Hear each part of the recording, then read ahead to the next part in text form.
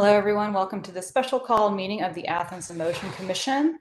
We are here to vote on the Barber Street concepts. I'm going to pull up my agenda real quick just to be transparent about what we're doing today. And approve the agenda. Can you all see my?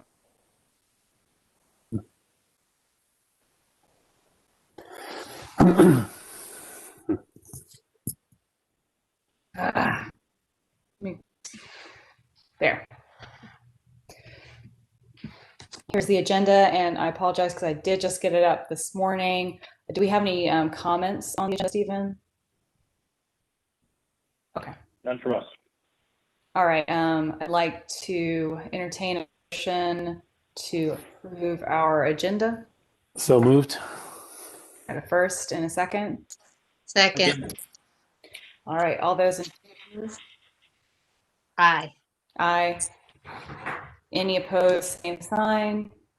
All right. We will continue forward. Now we have, this is just supposed to be a pretty quick meeting, and we do have another meeting for those of us who are in policy right after this.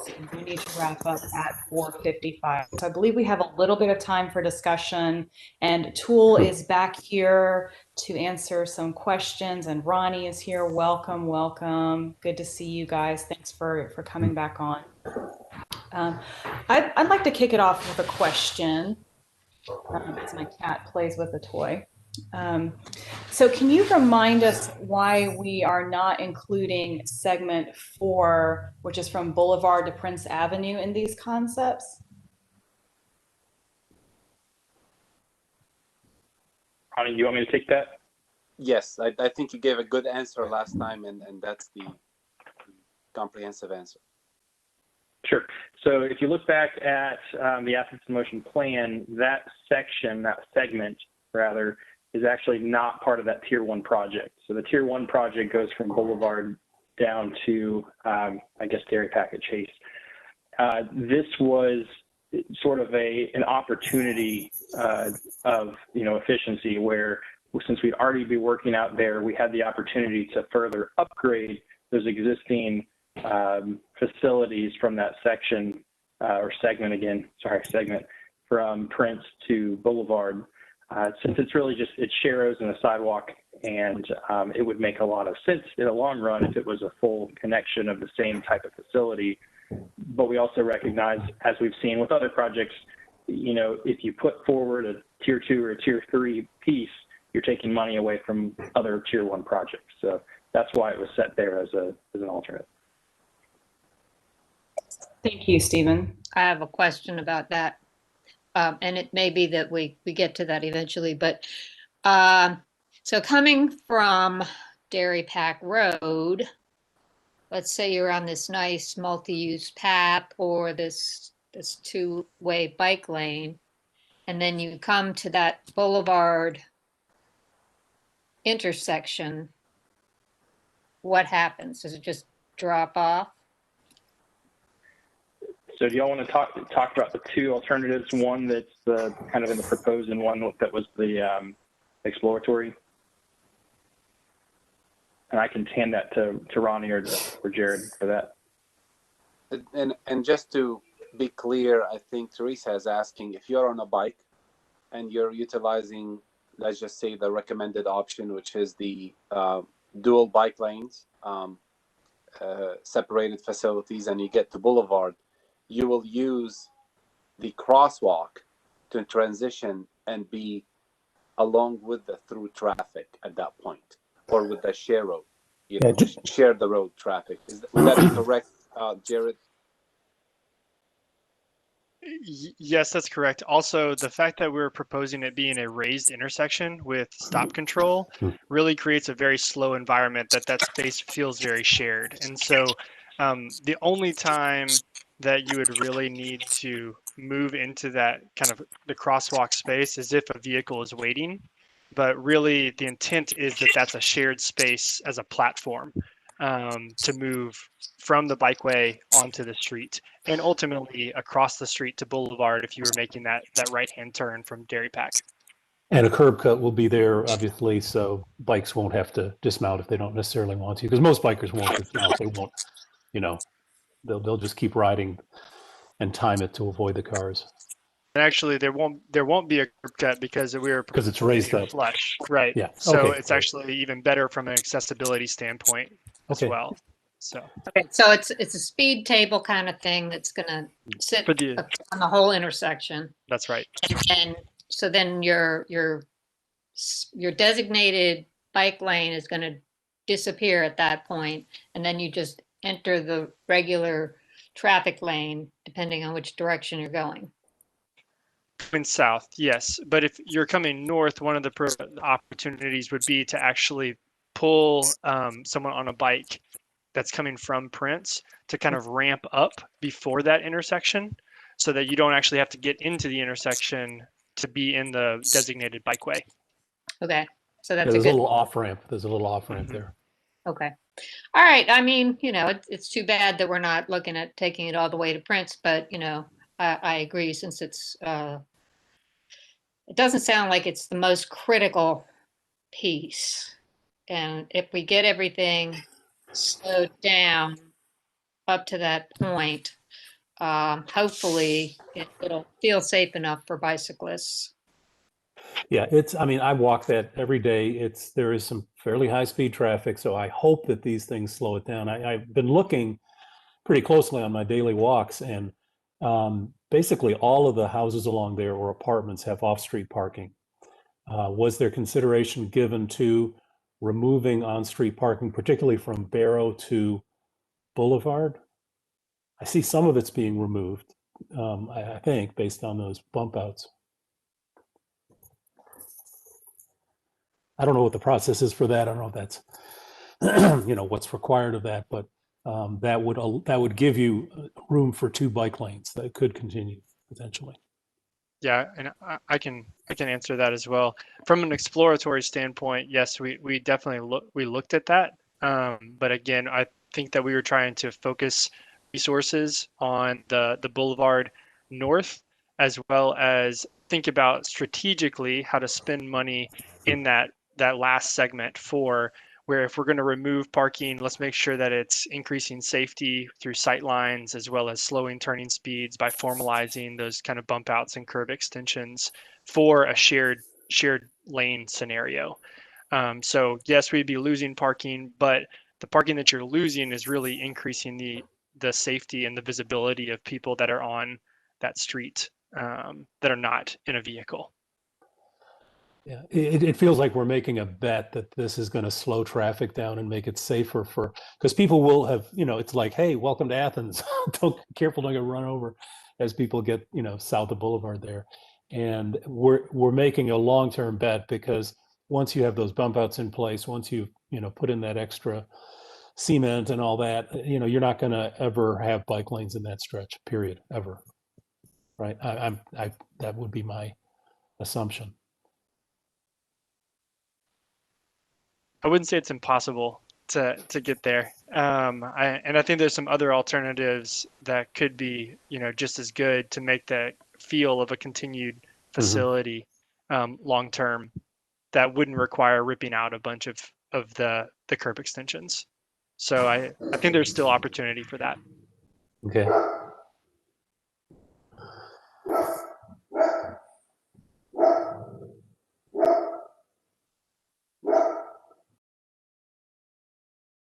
That wasn't me barking, that was my dogs. Yeah, so someone we haven't heard from yet. Jake, questions about this? About the concept? No, I was pretty happy with the presentation last time, and I was basically just waiting to see if anything anyone else says engenders any questions in me. I'm prepared to vote yes on this whenever we have the motion, unless somebody raises an objection that I want to get on the bandwagon of. Would you all be willing to do a really quick and dirty 1-minute overview of the project from Dairy Pack to Boulevard then? That would help me out a lot.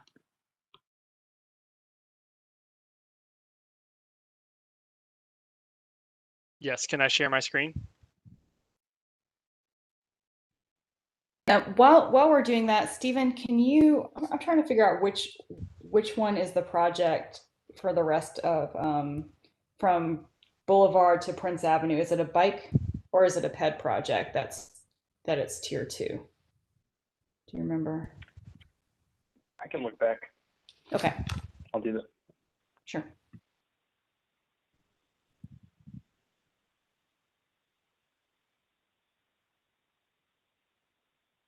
Can everyone see this? My screen? Okay. We asked for 1 minute, so I'm going to move really quickly. Here we go. So starting at Dairy Pack here we go. Now we can go. Looking at obviously potential right of way. This was not done for survey, so this is just using GIS. All of this would be finalized at a later date. Probable cost was created for everything that you're going to see. The intersection at Dairy Pack is really focused on slowing people down, making sure that trucks, because there are a lot of trucks making those movements, and reducing some of the curb radii. This is also where we introduce shared use crossings, so bike and ped, and then we separate those modes for bike and ped specific as we move along south on Barber. You can see the intersection cost there. We'll get the summary. This is that typical section from Dairy Pack to the loop. So you can see those modes separated, keeping 4 lanes of travel. That's the plan view, crossing intersections, driveways. The impacts when we move and the cost of that segment. Segment 2 is from the loop to Oneida. This is where we have actually, we've shifted the sidewalk over to the other side of the street, partially because of some of the structures on in a bridge that's there, but also because the access of the sidewalk to the parking lot at Row Road. You can see the bike and the pedestrian. There's opportunities to make sure that those crossings are safe, right-of-way impacts, and then the segment cost. The intersection at Oneida gives us both bike and pedestrian separated crossings here. So you can see kind of that continuation. This also slows down turning movements, making sure that we can connect to any future connection along Oneida to Chase Street in the future. See that cost. Here's the segment from Oneida, the last segment that's kind of full design of separating those modes to Boulevard. You can see keeping the 2 lanes of travel, separated bike and ped crossings at every intersection. Those right-of-way impacts, cost.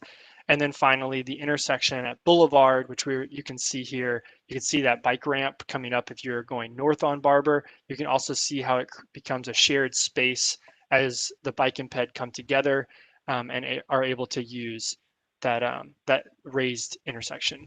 And then the final piece would be segment 4. This is what's included is formalizing through the bump outs and curb extensions, that parking space to really slow down turning speeds and increase visibility.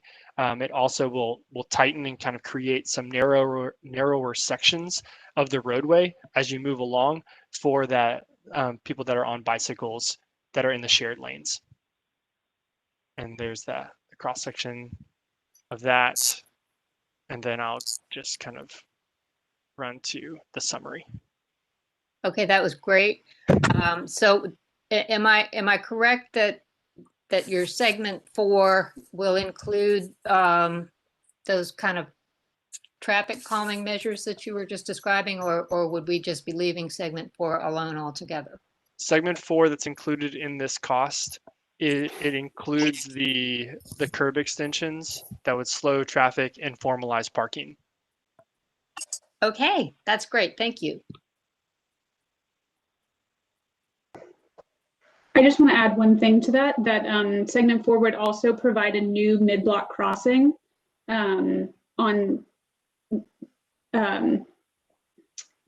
potentially with a rectangular rapid flash beacon. So that would provide pedestrian accessibility improvements as well. And that's a very common place that people cross, because if you got a lot of people walk dogs along there, and we kind of avoid each other. And so and nowadays with COVID, people, cross the street. I did have just a couple more quick things.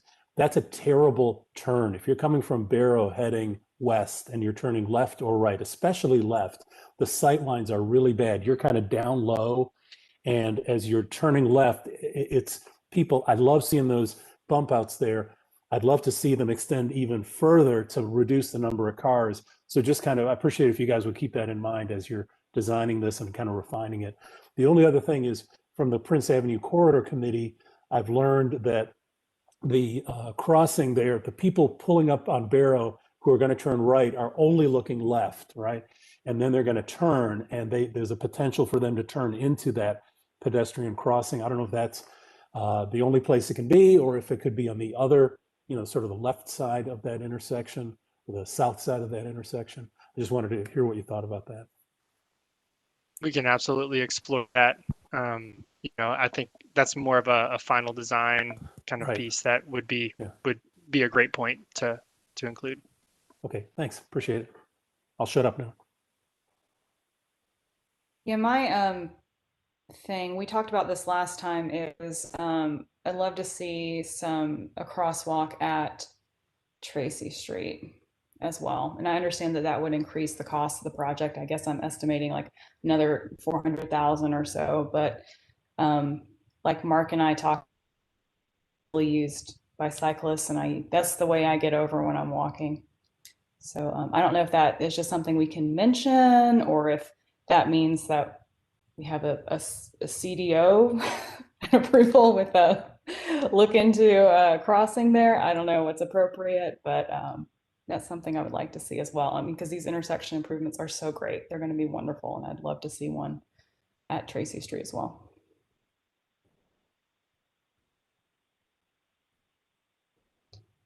And Stephen, did you figure out what project? Yeah, so there's not a pedestrian tier for Barber just because it shows there's a completed project there, or a completed part of the network there. I do see that the in bike tier, it's actually the stretch that becomes Finley, but it's listed as from Boulevard to Hancock for a delineated facility, which I believe is Sharrows. Is that correct for delineated?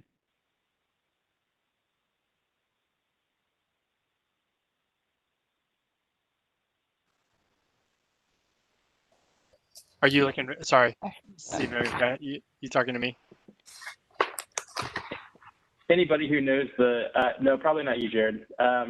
It's how, well, maybe it is. Yeah, because you guys wrote this for the type of facility in the bike category. What delineated facility is that? Is that Sharrows?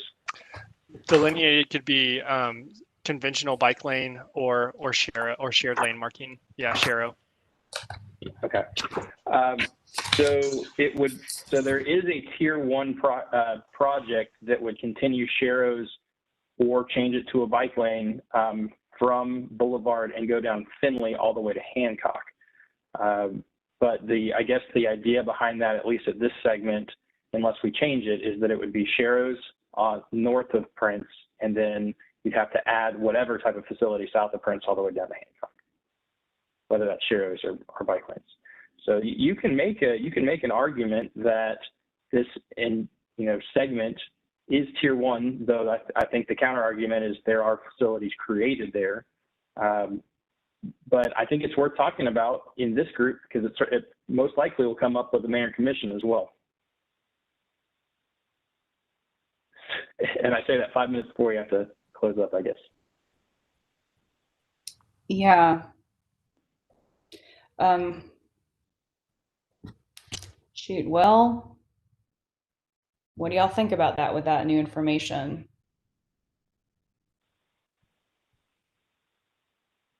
And if you want to consider cost, you guys, I'm sure this is part of what you're thinking. If you want to consider cost, we know the intersection of Boulevard is somewhere in the neighborhood of $300,000 based on a raised intersection. On Prince Avenue, it will require coordination with GDOT, so we don't really have a defined concept at this point, and we will have to.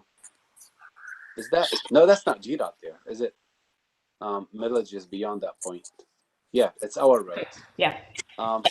Okay, so still we will have to think about how we want to cross Prince, and that takes some planning, and we can generate some cost based on the cost of segment 3, and I don't, we can put some numbers on it really quick, but anyway, yeah, that's.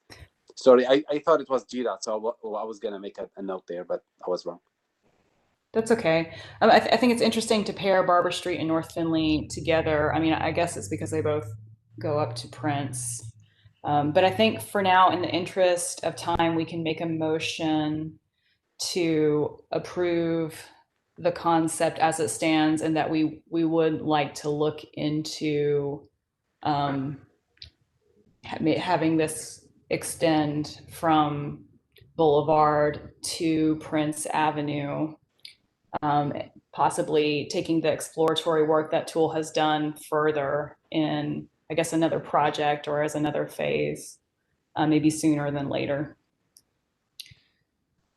Would you like the motion to be approval of of the project as presented with direction to staff to pursue additional exploratory work on that segment?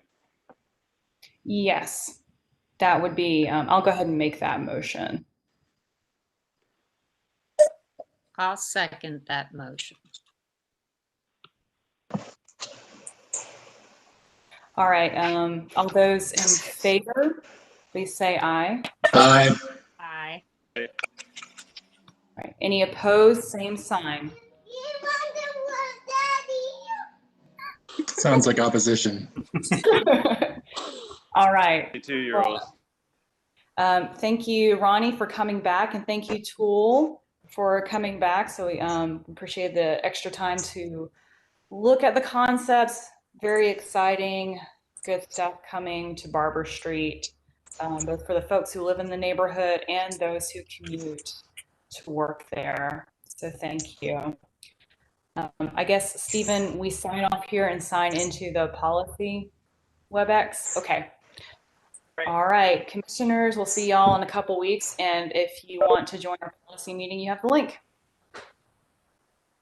Bye-bye. Bye. Thanks, everyone.